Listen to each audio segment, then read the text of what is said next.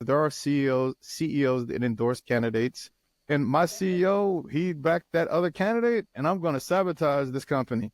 What I'm hearing you say is we are not coming in as the CISO or chief risk officer. You are not coming in saying, oh, well, hey, I don't talk politics. I'm not going to, be involved in this.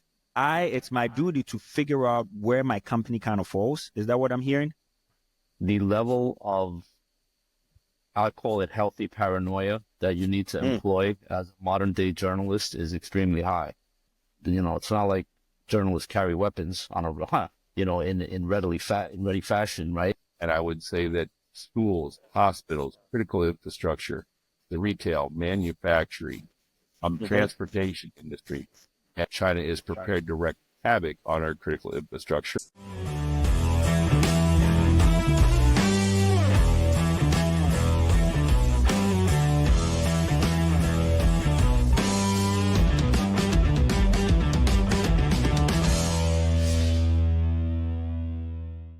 Welcome to the Superhuman Mindset Podcast. I'm your host, Felix Asare, and today I am joined by 7 cybersecurity experts bringing together over a century of experience in the field. These industry leaders are here to share their insights and strategies on navigating cybersecurity in the most critical times, election season. Let's dive in. I have Troy Sterwold. So Troy is currently the Chief Information Security Officer for the state of Wisconsin and an adjunct at Akron University. And I have Joel Abraham. He's a connector for jobs and skill sets. I have Todd Inskeep. He has 30 years of security leadership experience. And I have Marcus J. Carey. Marcus, man, that's the only guy that has the 3-letter agencies calling him the biggest hacker. I have Andre. He's the author of the CISO Playbook. And if you haven't grabbed your copy, make sure you get the link and then grab your copy right now. And he's a professional pen tester for web applications and cybersecurity industry. He's also the deputy CISO for Hearst. I have Brett, who's a 25-year cybersecurity veteran. And then Rick Doughton, my health plan CISO and neurodiversity coach. Guys, thank you all for joining the Superhuman Mindset Podcast.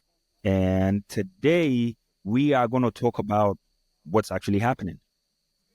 It's elections tomorrow for the United States. And I know most people are wondering, I am a first-time CISO.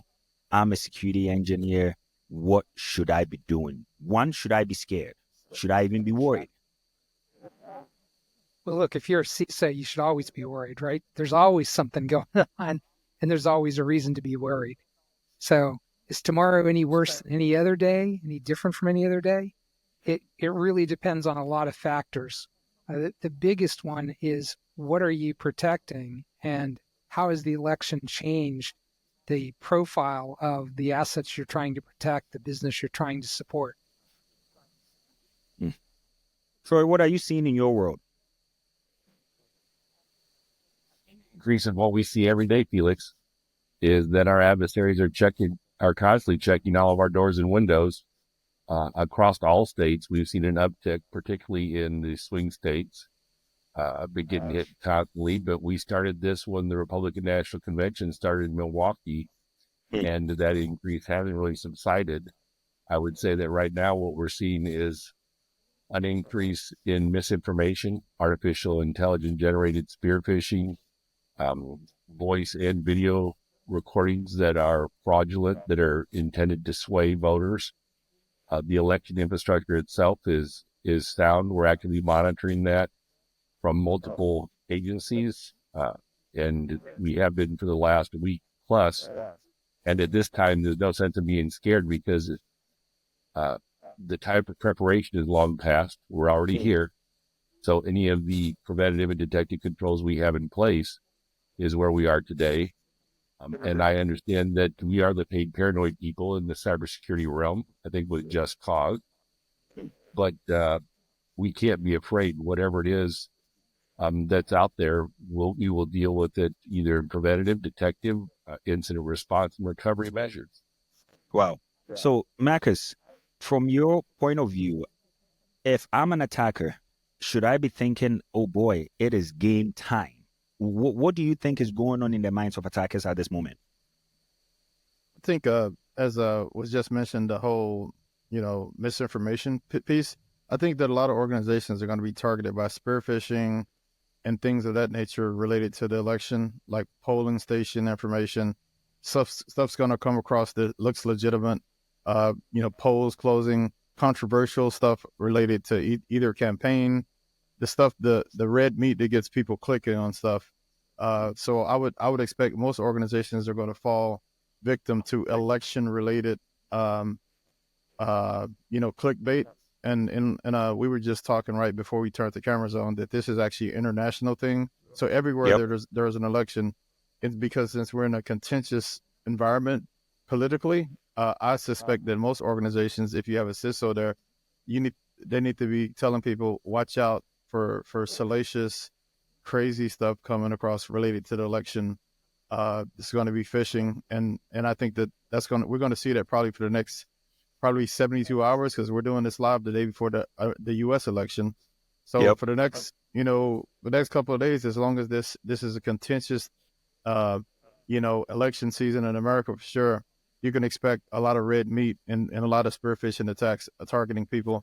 Also, another thing for CISO, I'm worried about reputation of the companies right now, because like I've seen where sometimes people that work for you can kind of go over the deep end because it's such an emotional season. Right. Doing something crazy.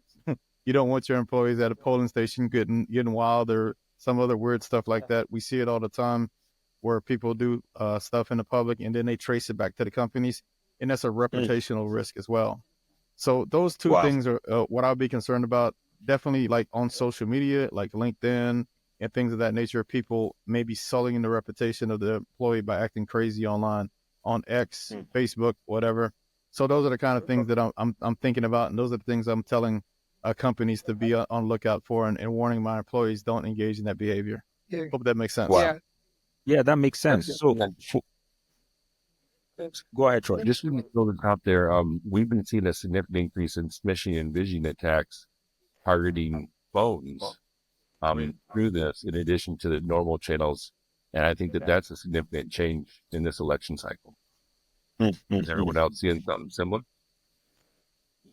As with any kind of big event come up, then, there's opportunity to use it for spear phishing. There are dozens or hundreds of, even here in North Carolina and Western North Carolina, they were creating domains for, recovery of Western Carolina before the hurricane even showed up, be able to do scams. So same thing with the election. When we talk about from a CISO perspective, in my sense is, like, we have been already educating our staff about these things, like Marcus had said, like Troy and Todd have said, that, from social media, we're able to block social media at work, so we don't have to worry about that.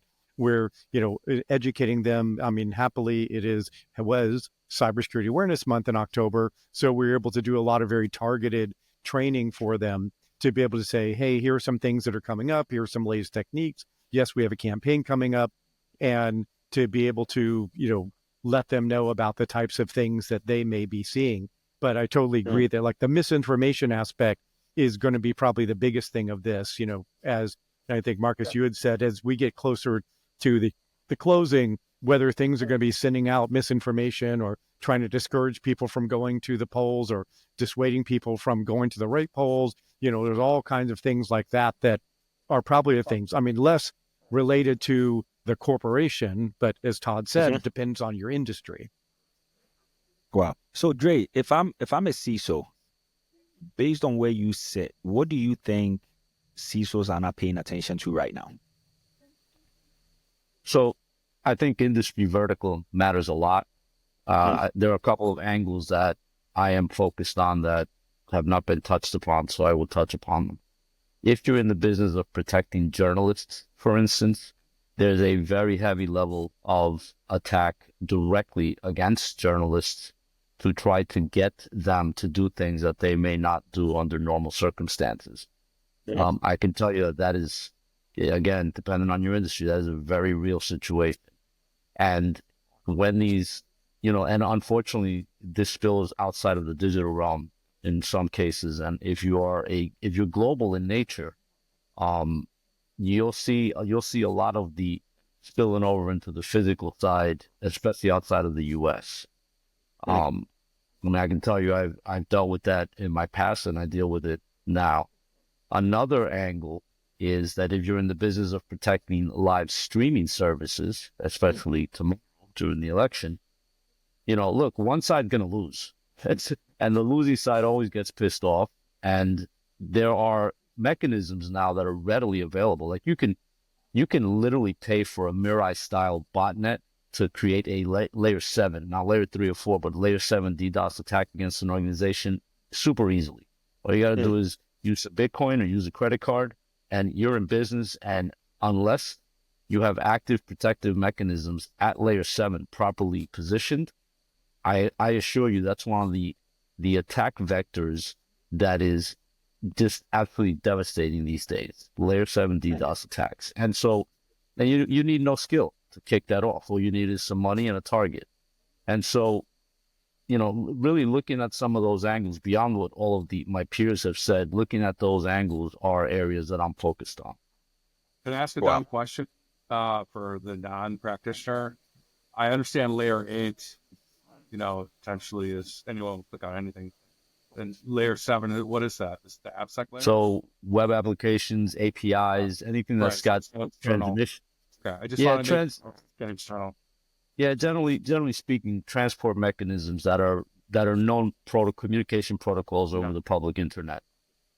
Not to the layer, the OSI layer level, Joel. It's all people seem to need data processing. You're at the application layer. That's the way we break it down. But an interesting thing that we've seen repeatedly that Andreas is bringing up is that the distributed denial of service attack, where it's cheap to launch that and you don't need the skills, it's by and large a distractionary technique where they're banging on the front door while they are perpetrating data exfiltration or bringing in some ransomware, because everybody is focused on the attack that they're seeing from the distributed denial of service. There's an outage that they're trying to restore availability. And when you have limited bandwidth and everybody's rushing into the fire, there's something else going on that they may not be aware of. So my advice as a CISO that's been there, done that for 25 years is that don't focus all your time, attention, and resources on that distributed denial of service. Start watching the rest of the logs, because a lot of times that's just intended to draw everybody away from the real attack. So going back to Rick, what as a CISO, what are some of the things that I should be looking out for to better prepare? I know, yes, preparation should have been done up until now, but what should I be telling my board members? Is there messaging that should be going out tomorrow? Any specific items or action items I should be focusing on in the next week, or even all the way for the next 2 weeks? So what I'm hearing you say is being able to highlight exactly what may impact your program and then bringing those to light, if that's what I'm hearing you say. Now, for Todd, I mean, I'm hearing a lot about misinformation, all these AI-generated posts and messages.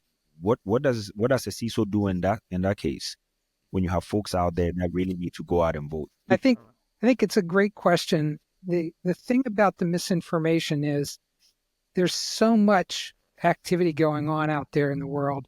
The main things are to stay focused on what could be misinformation about your company, your business, what's going to impact the company that you're trying to protect. It goes back to what I talked about earlier with protecting your assets. You're not going to be trying to overcorrect too much on what people think about the candidates, the issues in the election. People are going to go find out where they can. What you want to do is minimize the distractions at work. And somebody earlier mentioned, really, you should have started 3 months ago. Marcus highlighted social media, your social media policy. 3 months ago, you should have cleaned it up, made sure everyone was aware of what the social media policy is for the company, what you're trying to limit, how you're trying to protect the company's reputation. Marcus, can you take this? So let's take this. Let's take it this way. All right, I'm a new CISO. I just took this job 3 weeks ago. So all of a sudden, this should have been done 3 months ago, 6 months ago, does not apply to me. But now, tomorrow is election day. What are some of the action items that I should be doing ASAP? Well, I think that, man, if you started 3 months, 3 weeks ago, well, it kind of like one of those things.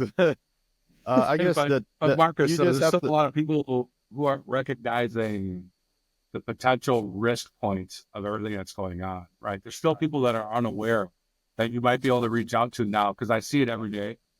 Mhm. So like we're talking to people who are in the know, but there's still a lot of people. I think you have some interesting insights. I think talk to the people who are waking up right now. They're just like, holy crap, I didn't even think. Yeah, Yeah. I think that the election season and all these other things should never change, because there's always something going on that people can use misinformation about. So your Yeah. core plan shouldn't change that much. It doesn't matter if there's a zero day that comes out, if there's those threats. So I would say that you need to be able to stick to the basic blocking and tackling at all times. And so hopefully you got those things in play already. And also one of the things that Andres talked about that I like, he talked about how people are being targeted for perhaps a DDoS or something, or there could be a number of reasons for a targeted attack, whether it be spear phishing and all these other things. And Yep. so it would be one of the parties, as people have mentioned before, somebody's going to be pissed, right?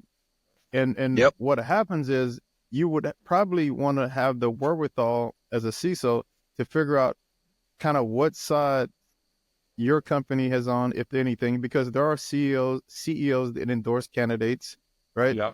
There's people that work for companies, like there's CISOs who you go to their Facebook, you go to their Twitter, you can tell what the vibe is and what side they're on.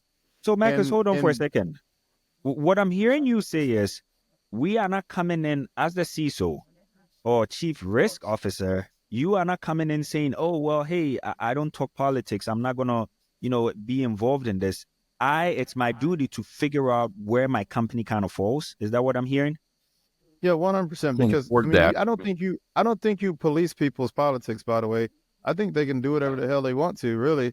But I mean, some companies might have no policy. I mean, whatever your policy is, you got to stick to it. But the reality is, a lot of times people will behave one way in public, say on LinkedIn, and then if you look at their Facebook or their X profile, they're talking a whole different game. And even sometimes what happens is, I've seen where spouses may be politically affiliated. They might be related to somebody at the company, right? And so this actually can spread pretty wide. And what I see though is that whole what will happen is people will try to embarrass you because there's a spouse of there was a Yeah. spouse Sure. of a Of company course. member. It's There's correct. all kind of things that this happens all the time. But again, like I say, my point is you have to be aware of the policies of your company, because you can only enforce the policies. Some companies might say, we don't want y'all talking politics online at all, right? And some people say that might be a violation of speech, but it is what it is, right? So and I think that you just have to be aware of the political climate. A couple of weeks is going to be Thanksgiving, Black Friday scams, right? And then after that, it's going to be Christmas scams, and then it's a perpetual thing. But I would say that politics is more heated, so people are going to act irrational, and there might be even a chance of insider threats. Let's not forget that. Like somebody's pissed off, and my CEO, he backed that other candidate, and I'm going to sabotage this company. So there's all kind of emotions related to this political season that you need to take into account. If you're a CISO though, like these always come up. My point would be these always come up, these kind of events, and you just have to, your detection, response, and eradication of the threat has to remain top tier, no matter what brings. If there's a new 0 day out, so what? If there's a new, so I think that's the mentality as a CISO from a mindset perspective. That's how you have to be thinking. That's all I got. I don't want to talk too much, guys. Yeah, I think that's a good No, point, thank because you. adding on to, as we said, about what industry you're in, and Andres kind of mentioned, if you're in media, there you could be a target. But Marcus, you bring up a very good point. If your organization has declared that it supports one or the other, your leader may declare that he or she supports one or the other, then there might be additional risk from outsiders or insiders because of that. All right, my superhuman, why haven't you subscribed? Make sure you click on the link below to subscribe. Thank you. Well, it's crazy because when Andre, we if get I'm a journalist, this is my job. I need to be out there. What am I doing? What should I be doing? Listen, the level of, I call it healthy paranoia that you need to employ as a modern day journalist is extremely high. And again, this spills out into the physical realm because, look, when I used to work for an NGO and I was in the field and I was in the counterterrorism and counter human trafficking task forces. And let's say you're in, I don't know, the Western Sahara Desert. You think you're like American rights are going to matter in a place like that? They don't. And so if you get accosted because they know who you are and who you work for, and they want to manipulate you into doing something as a journalist, it is a situation of self-preservation and self-protection because, it's not like journalists carry weapons on in ready fashion, right? And so there's a physical reality to this that I think is easy to forget. But we as paranoid security practitioners and protectors, we can't ignore that reality. That's a part of our reality. So, it kind of goes back for any of you that could go that far back. It goes back to like the phone freaking days, right? Where all of this started. If you look at some of the historical patterns when the first arrests took place of the phone freakers, what did organized crime inside of the prison do? They used to make them practice their craft to make money off of their craft from inside the prison walls.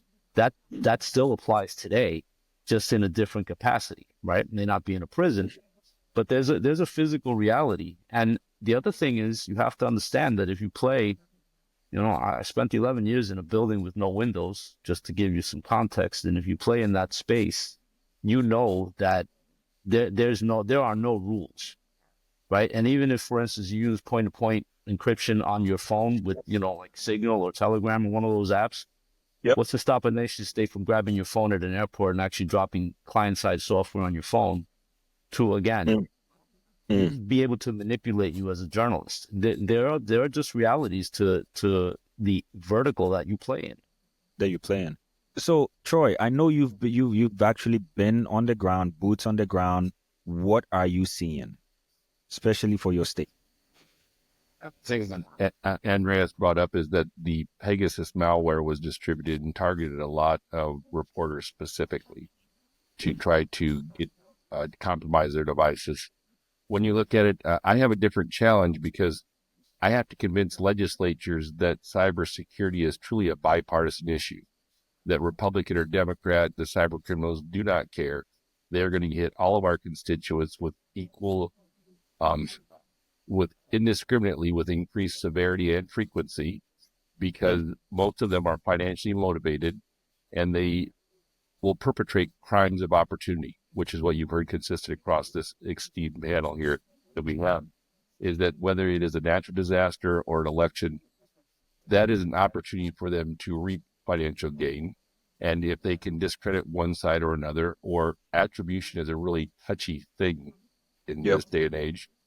And what we're seeing is a lot of concerns around physical security for election workers, threats of their personal safety, because it's the most tried and true way to beat an adversary is divide and conquer.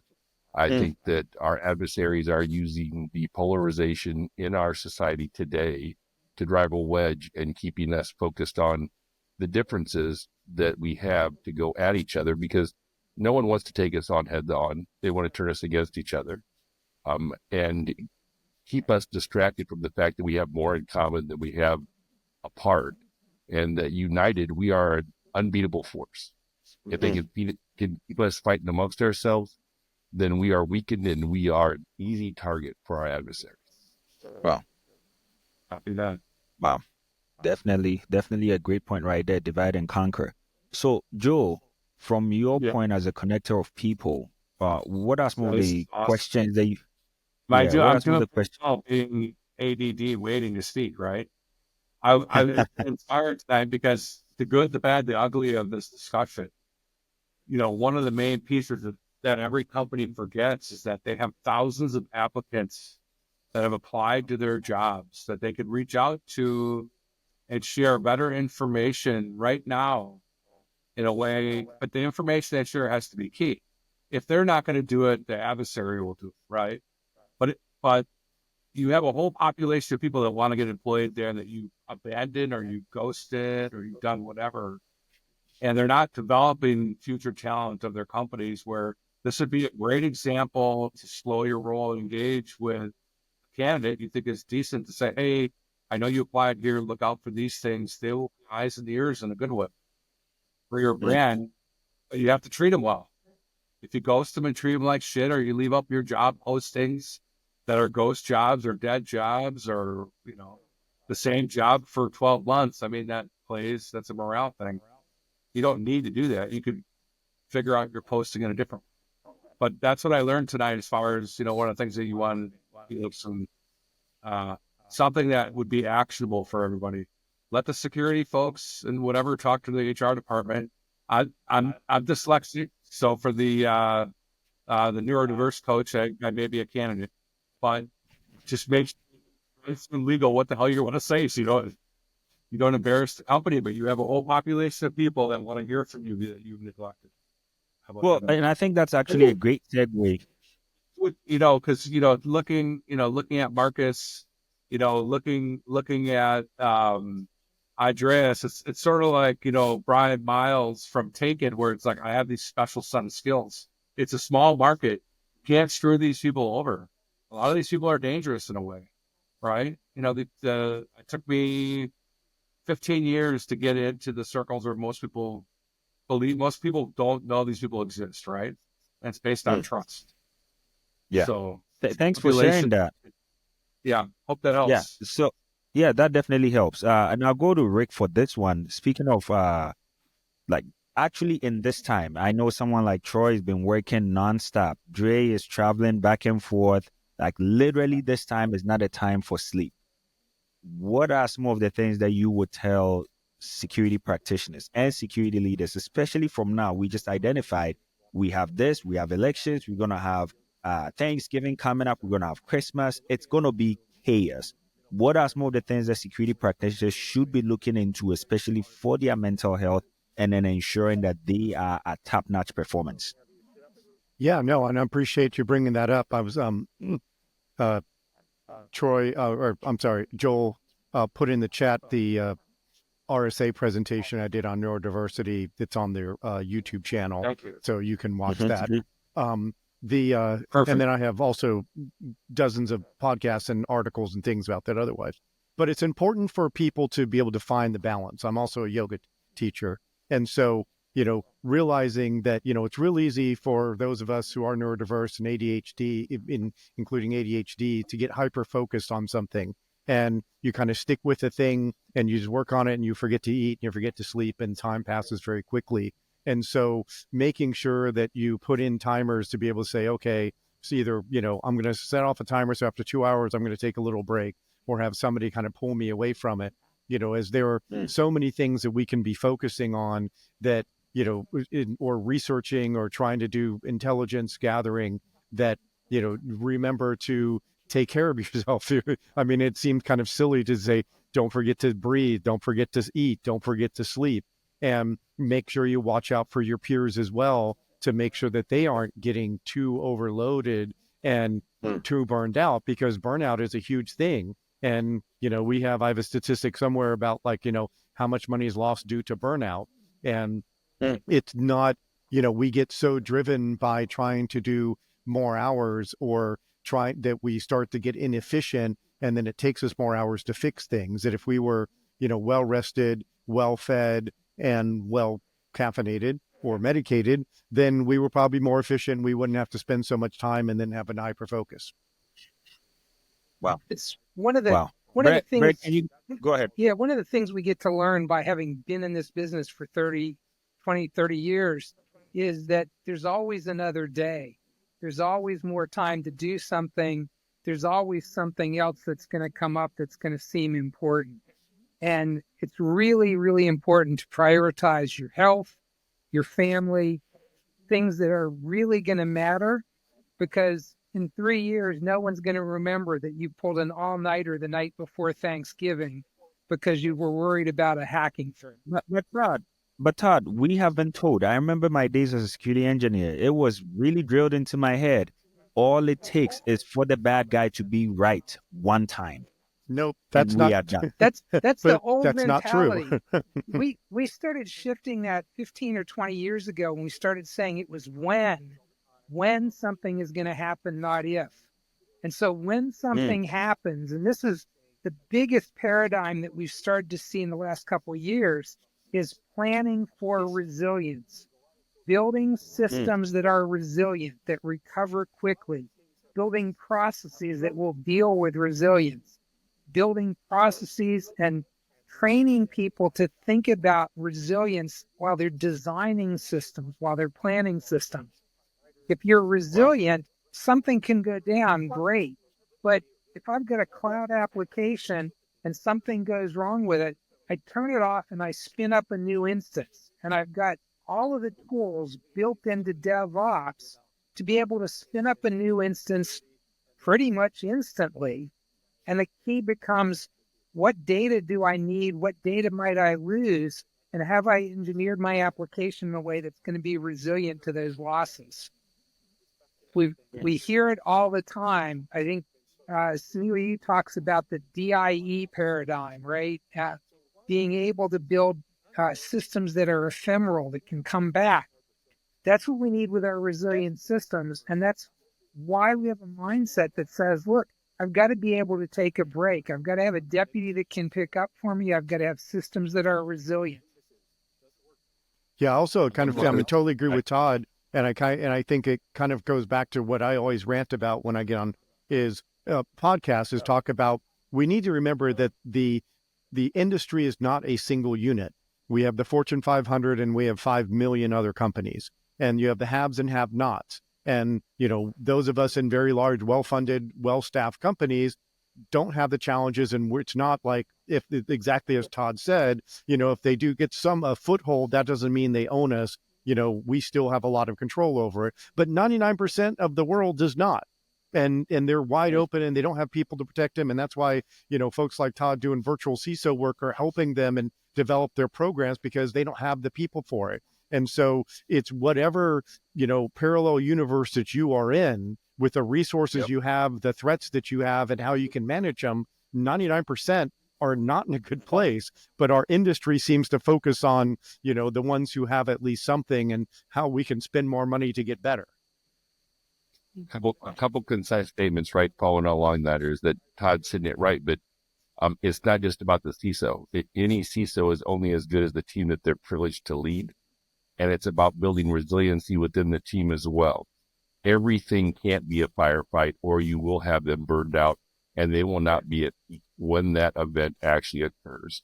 You can't be hypervigilant 24/7 going day in, day out. You have to take care of your people. You have to make sure that they get time to unwind.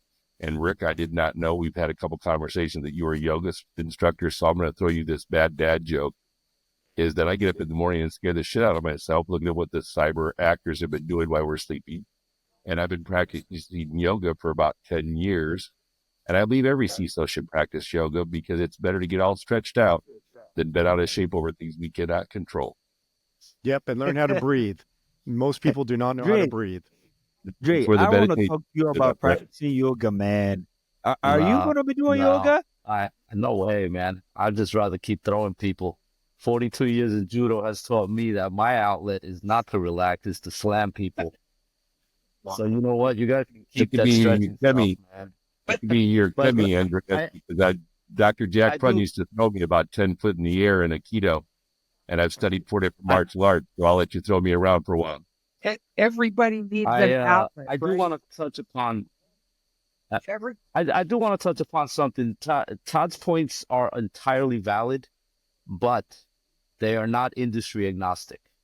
And if every industry could live in that space that you just described, Todd, the world would be in a different place. If you've ever worked in manufacturing, for instance, on the OT or ICS side, they're stuck 40 years ago and have zero interest in modernizing because it's just too expensive and it'll bring a tremendous amount of downtime into their production timelines and stuff like that.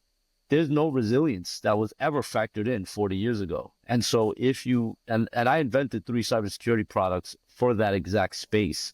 And I can tell you that there is zero resilience in those environments. And those are way more challenging than modern day IT environments because, like I said, there's lack of system design, there's lack of resilience. And then you're talking about gear, like PLCs, for instance, that, they're so resource constrained that they couldn't even protect themselves if you had software that actually did that. And so, again, I think industry verticals matter. So a lot of what we say is just not agnostically applied to every industry. It's impossible. And so, I always like to qualify what I say based on an industry because I've worked in multiple spaces and I just don't think that some of what we say, is good practice or best practice or whatever. It's just not applicable in certain environments. No, So I you're guess right. we're all not just doing yoga then. You just had to crash our party, Dre. You just had to crash it. No Fine. yoga Yeah. here, no yoga here. Brett, But, Brett, but if you want to get look like? choked out again, Felix, let me know.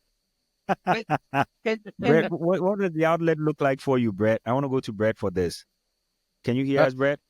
I can. Can you hear me though? Yes, Yes. Coming through loud and clear? that's The right. amusing thing is my internet went down between our little chat here. So, and I think we're probably going to see a lot of that happening now during the election season. And that's Maybe you exactly got what I hacked. think. Maybe I did. Maybe my outlet is going after them now, going through the logs, wrapping up all the bows. I think, honestly, my greatest outlet for stress is just being prepared.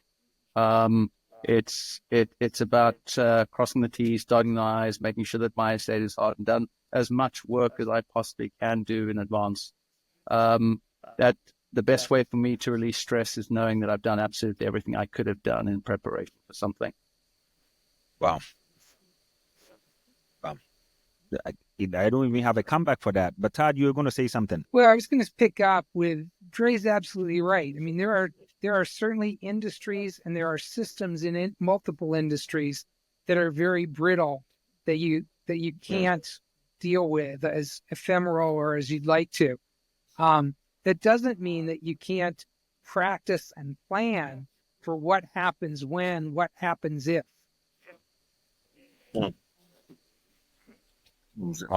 20 years in financial services, arguably they are the most secure because they were attacked.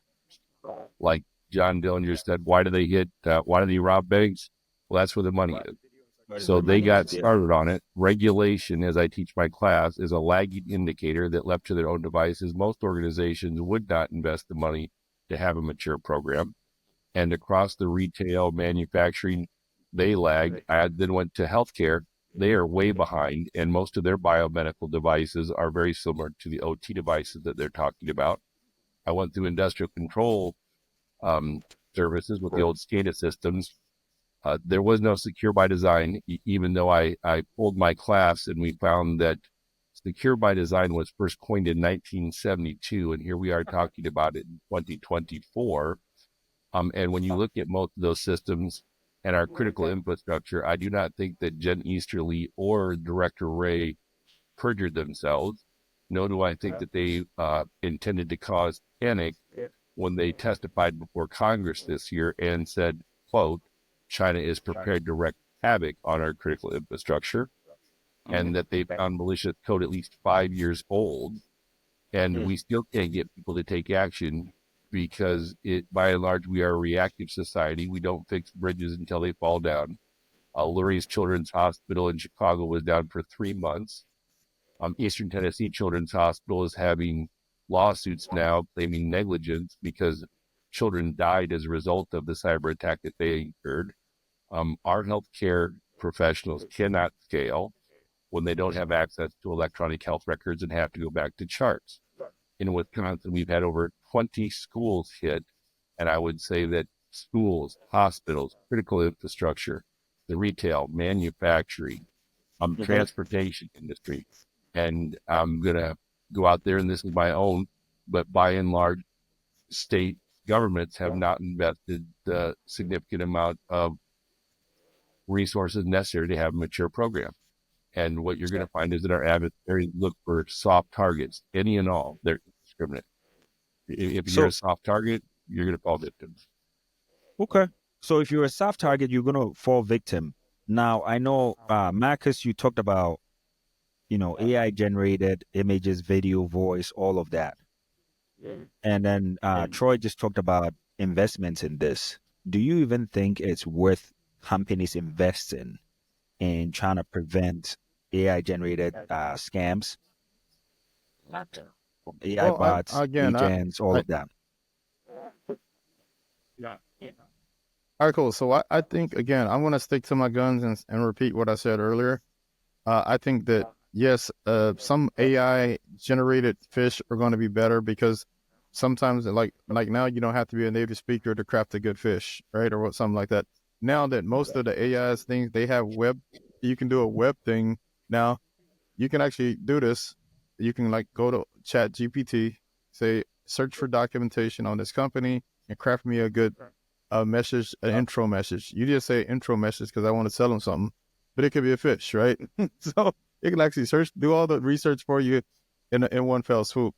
But yeah, so I think that all your defenses remain the same. I think in some cases we're going to be able to design better systems such as phishing, because now you can actually design customized agents on the defensive side to just can detect fish better. So I think every technology is a dual-edged sword. So defenders have to learn how to use these tools as good as any bad guy is going to. So what we have to do is just take all the stuff we know about blue teaming and use AI to make better tooling. From a CISO perspective, overall, it's a really good book by Dale Carnegie. And I know most of y'all probably know Dale Carnegie, all are executives and all that. So Dale Carnegie has a really good book called How to Stop Worrying and Start Living, where he in that book, it's a really short book. That book, he talks about imagining the worst case scenario. And sometimes we do these in form of tabletop exercises and stuff like that. But that book is a must read for any CISO out there. That book is amazing because even if you apply it to your personal life, if people are talking about your personal life, sometimes we get anxiety and these things. Imagine the worst case scenario and then plan against that worst case scenario. Also want to bring up another point that Joel kind of touched on, Andre started to touch on. So I work for ReliQuest. I'm a principal research scientist there now. And we have a motto there, and I love it. We say security is a team sport. That means everybody in your organization is on the security team, whether they like it or not. Just like in the Marine Corps, I was in the Navy, but every Marine is a Marine first. So I think that we have to indoctrinate people, whether they be journalists working for a media company, whether they're a teacher working for a school district, whether they're a student even using systems, because they've even been targeted now. So we have to continue to do education and outreach all the time with them. And even and sometimes I hear people poo-poo on security awareness programs, but I think it's something that we all need to be cognizant of. And definitely there are things like we're talking about the election here. There are things like the election and things like I said, just imagine like at any college around graduation time, a lot of graduation related scams around. We got open enrollment going on in most companies in America right now. There's a lot of open enrollment scams. So there's a lot of different things like this that always pop up. And if you treat this as like security is a team sport, everybody in your organization needs to be security aware. Because the truth is, most of the time, a fish or something like that, a good employee, that employee that's security minded, they're going to find it before your security team ever find it, right? That reporter is going to know, man, this looks super suspicious, and they can report that. So that's everybody in your organization need to be somewhat of a human IDS per se, right? They need to be able to identify threats and be able to respond and know how to report them too, by the way, because sometimes people see stuff and they don't know how to report it. So I think humans are always, in many cases, it doesn't matter what system you deploy in your network, humans 9 times out of 10 are going to find it. Funny enough, most hackers are like 80% of the time, it's going to be a business email compromise. It's going to be some kind of physical related thing. Somebody dropped the key somewhere, somebody left a door open. It's always physical 9 times out of 10. We try to pretend like it's cyber all the time, but it's not. It's phishing, social engineering to get into somewhere. It's kind of like 80% of the things I see is because somebody got phished or somebody got tricked in some kind of way. And the truth is, can you detect, eradicate, and continue operating your business? This is all business, and I don't think things have changed a lot. We're just using computers now, and we try to act super smart, but hey, that's what it is. Marcus, you mind if I ask you a question? Something I've always wanted to know. Oh shit, that's not great. I asked the question. He goes, Yeah, he got hacked. I'll go to Dre, and then Joe, if you want to hold off for your question for when he comes back. Yeah. Dre, Marcus talked about training your people to become human ideas. What are some of the things that you would do as a CISO to train your people to become human ideas, especially from your background as a, in law enforcement? I have to say, I enjoyed hearing what Marcus said. Clearly, he and I have lived in different worlds because I have very little faith in humans. I think humans will always be the weakest link, and I think they will always be the conduit for our organizations to end up in negative or nefarious situations. Listen, if you ever work in the field, or if you're ever in situations, I mean, Marcus is in the Navy, so he'll understand what I'm about to say. There's a famous saying in the military: "Nice guys get you killed." And when you wrap your head around that, how many nice guys have you met? Probably a lot. There's a lot of nice people out there, right? They don't think like we do. They don't act like we do. They don't scrutinize the way we do. And if we're going to be honest with each other, if we actually think these folks are going to develop the level of paranoia and scrutinization that we would like them to, that we're being delusional. Like, I gave up on relying on humans for security a long time ago. So there are other controls that you need to focus on, in my opinion. I'm not saying stop your awareness programs. Obviously, keep that going. But don't expect the humans to actually give a crap about, hey, look, it's like this. It's like this. Mm-hmm. Take board members, for instance. I love when people say, oh, well, we present risk to board members. Board members don't give a crap about risk. What they give a crap about is the impact of that risk if it gets actualized. But they don't care about the risk. We do. And because they're humans whose minds work differently than ours. And so we have to be very sensitive and aware of the target audience in any given conversation, because I'm sorry, in an organization of 20,000 people, for instance, we're going to have people that are going to click on things they should not have. The statistics alone are on the side of failure. And so, if that's what we're going to rely on, I think as an industry, we're doomed. Okay, so if we are not relying on humans, then what are we relying on? Well, you have to have all the controls in place. You have to understand your environment. You have to understand your organization. You have to understand your attack surface. Again, industry vertical matters.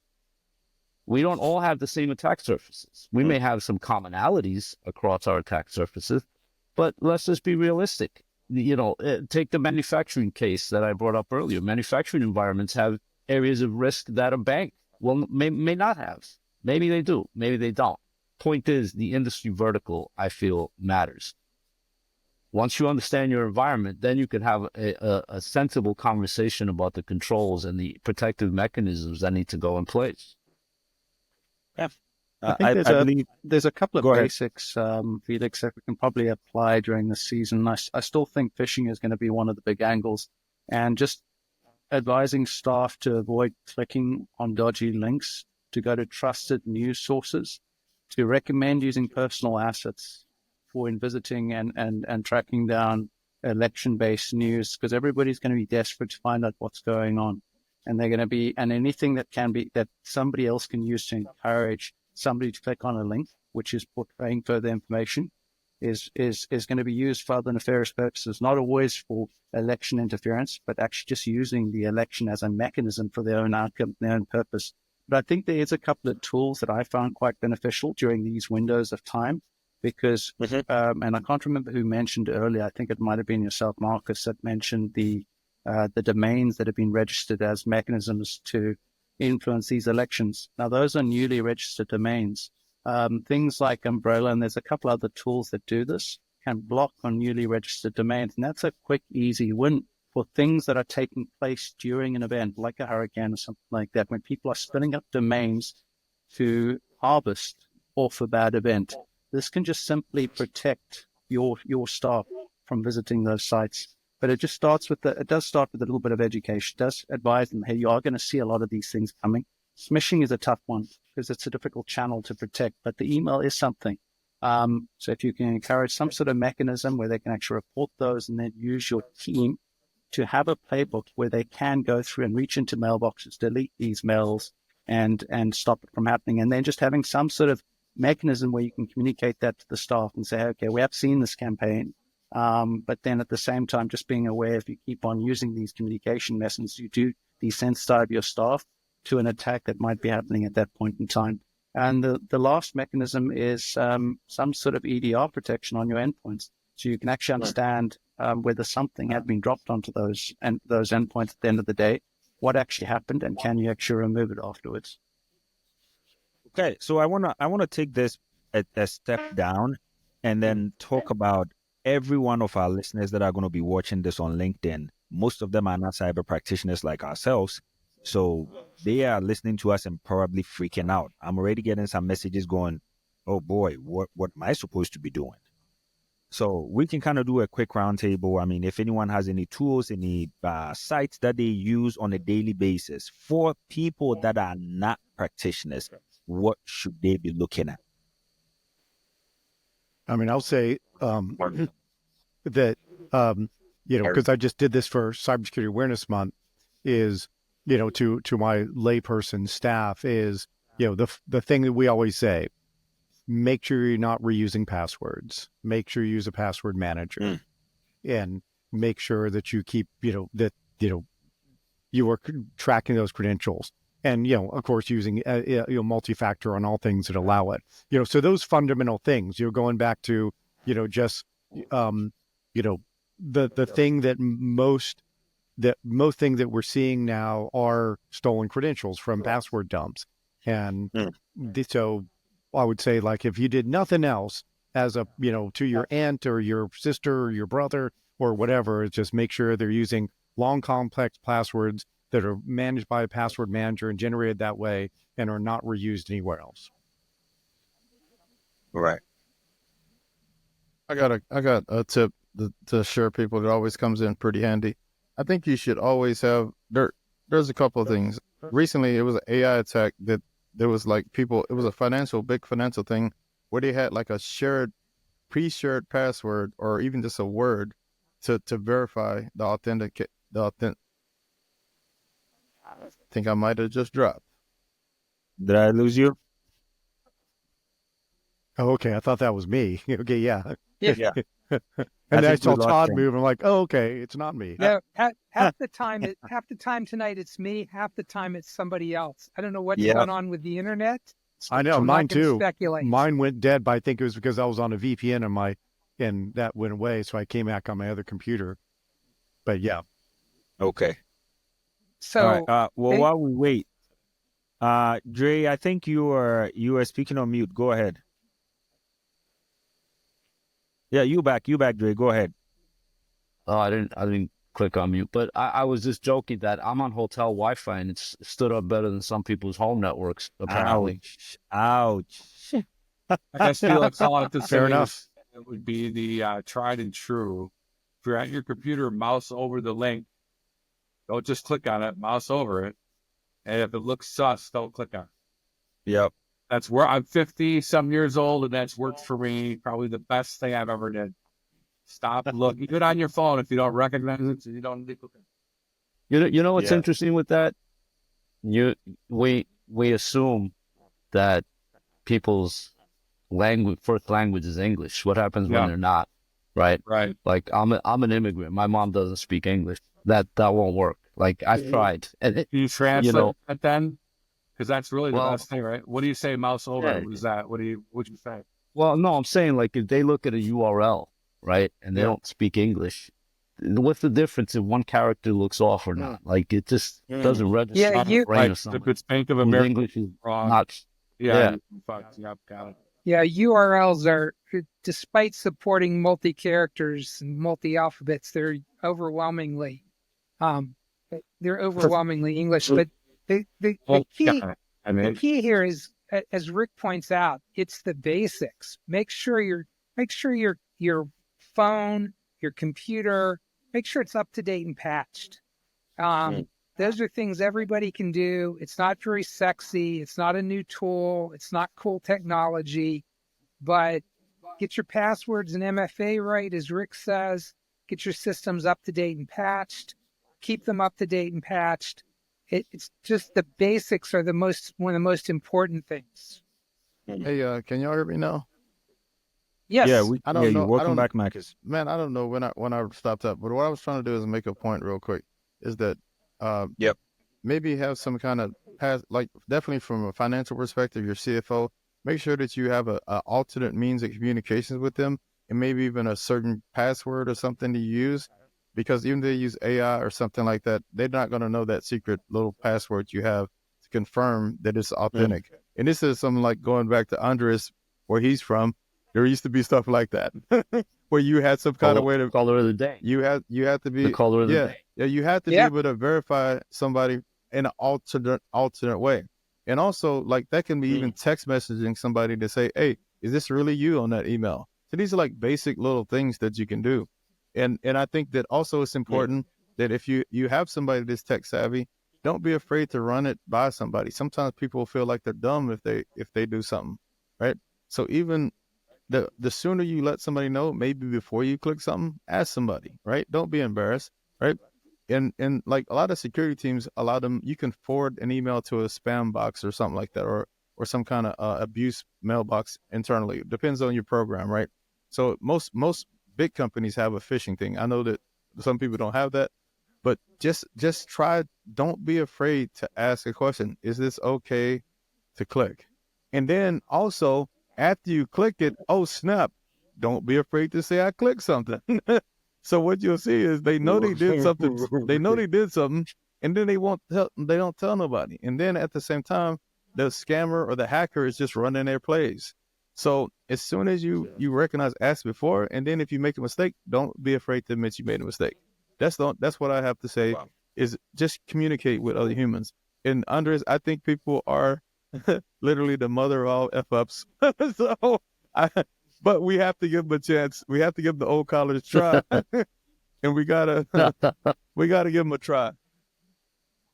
All right, fair enough.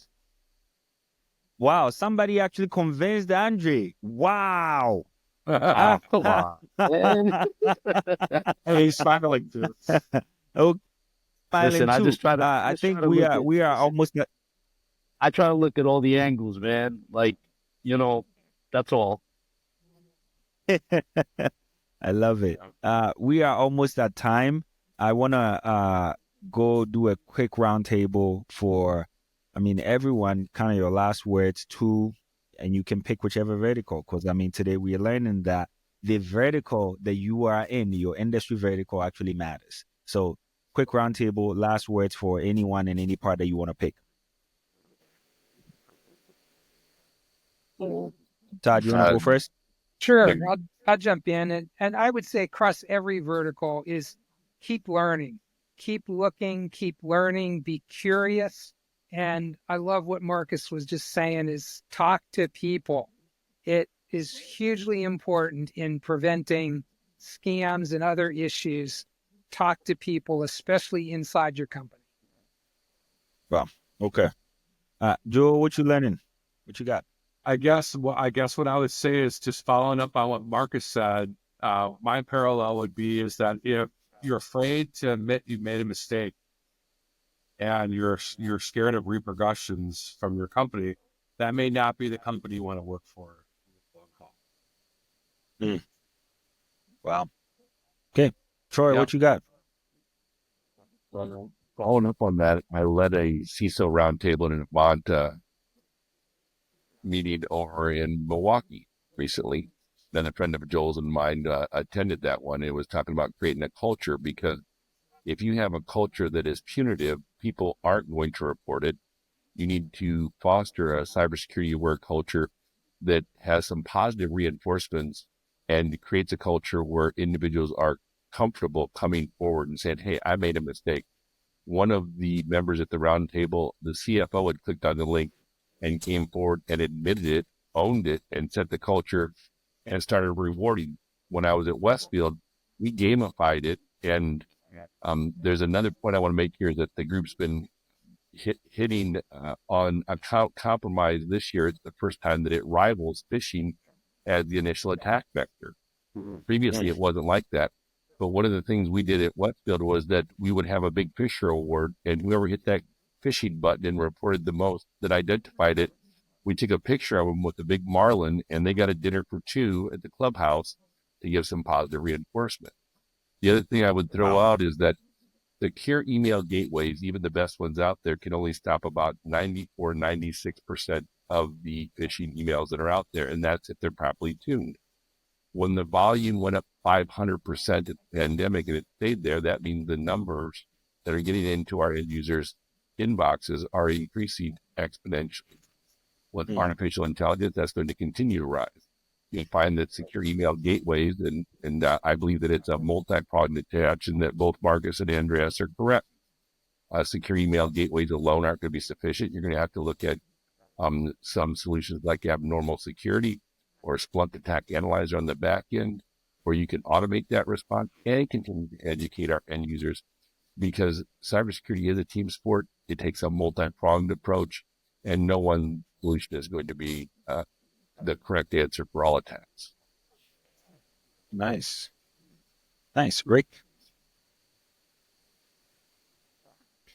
I'm going to teach everyone box breathing. So it's where you breathe in for 4 seconds, you hold for 4 seconds, you breathe out for 4 seconds, you hold for 4 seconds. Breathe in for a count of 4, hold for a count of 4, breathe out for a count of 4, hold for a count of 4. And that'll lower your central nervous system and make you more relaxed. Even if you do it for 2 minutes, that will help you if you feel like that you're getting a little anxious or starting to get spun up. Hey, you're making me relax just by talking. Dang, you can tell your yoga instructor. I don't think I've done this well in a long time. I'm feeling good. First, chill out watching you do it. All right, I'll go to Brett. Thanks, Troy. I echo what you said there earlier. I think we all probably agree phishing is probably the highest channel, especially during this election event. So I think I just challenge everybody that's listening right now and ask them whether they've got a plan. A plan if somebody is phished, they know what to do and they can execute that quickly. If they don't, start writing something down. Call the playbook. Build it out, test it. Wow. That's amazing. Nice one. Drake? So I like what Marcus and Troy said, and as much as I distrust humans, they are right. It is really on us to not shame them when something happens, because I think in the past that was a problem in our industry. And so, at the end of the day, we do have to deal with the pesky humans, and we have to make this as comfortable as it can be. And so I do like the way both of them gave their final advice. Wow. All right, Marcus, what you got? All right, cool. So I want to reiterate somebody said it. I think that there's definitely, and I do come from the intelligence community back in the day, and I see that there's definitely foreign actors trying to manipulate our people, divide us as a country, all those different things. And when I was in the military, I served along people that were Democrats, Republicans, people were from red states, blue states. We all were shipmates. We served across the world. If I was in some foreign country and somebody's messing with my shipmate, I'm going to take up my shipmate. I'm not going to ask him what party affiliation he was, what state they're from, all this weird stuff. And as a country, I'm disappointed that that's kind of like where we are right now. Is that and so that's the challenge I would have for anybody watching this, is to let's restore civility to politics. um, and be Americans, and like, because like that's what actually matters at the end of the day. We got a great country. I've been all over the world. I was in the Navy, traveled. I done been to every continent except for Africa and Antarctica, if it's really a continent. But Seriously, seriously, I haven't been to the really, I haven't been to the Marcus, motherland. really. I have not yet, but it's on my Oh, it's on my bucket list, brother. So, but the point I'm trying to make is this: our country is the best, and I know that people, you're gonna be saying this. I think you have the best opportunities. I came from the bottom. Andre said he's an immigrant family. If you could make it in America, America has such an opportunity to make it, no matter what you are. And so I just want us to get back to that and like lift each other up. We're brothers and sisters, and we have the best country in the world. And I think that Khrushchev said it a long time ago that they're not going to drop a single bomb. Russia, they're gonna get us to fight against each other. That's what he said. It is in this unfolding before our eyes is the foreign manipulation is dividing us as a country. So let's get back to that, Americans, my fellow Americans. Do all the stuff we said security wise, but also, as the good book said, love your neighbor. And we're all neighbors, no matter what your political affiliation, your religion, all that stuff. Let's get back to the basics. I think we need that wake up call in America, and that's what I got to say at the end of the day. wow. Wow, this is amazing. I can't even top that. But for the most part, and first and foremost, I want to thank every single one of you for devoting your time.